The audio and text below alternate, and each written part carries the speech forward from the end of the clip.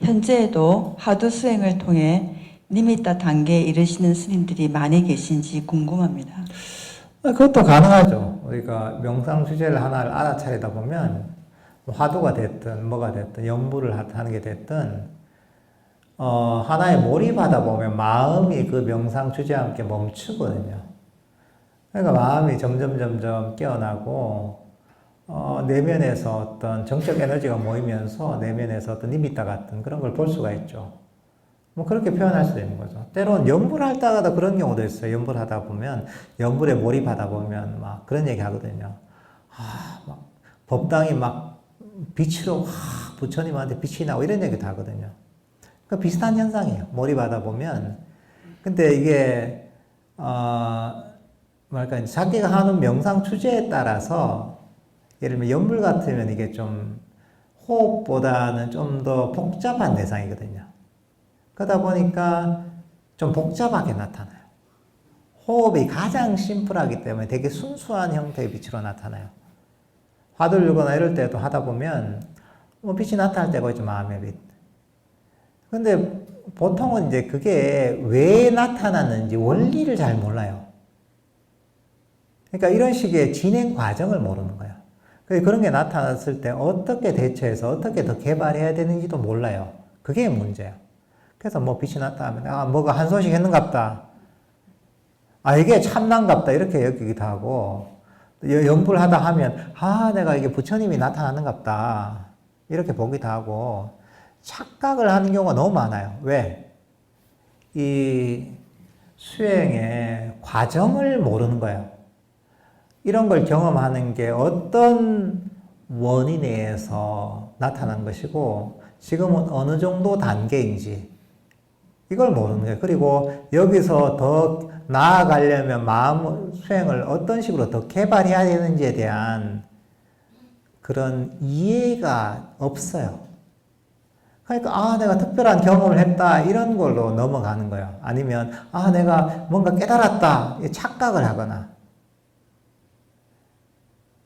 사실 수행의 이런 과정을 전체를 다 알아야 되는 거예요. 이 원리를 알아야지 우리가 일회성으로 그런 경험을 하는 게 아니라 이걸 더욱더 끝까지 개발할 수 있는 거예요.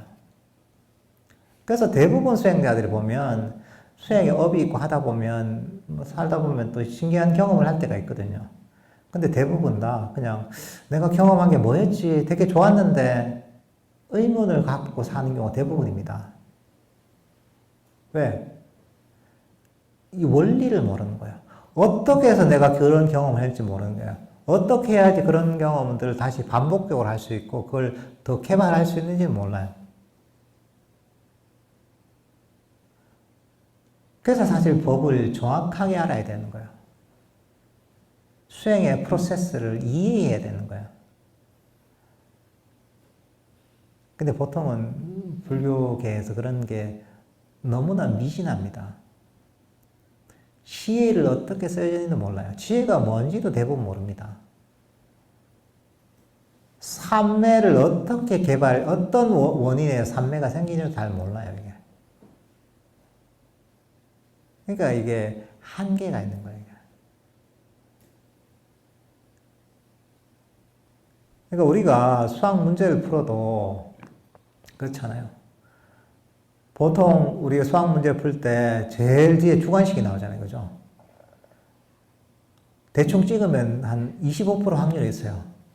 0, 마이너스 1, 2 뭐 이렇게 하면 그 중에 하나는 맞아요. 대체로. 그죠?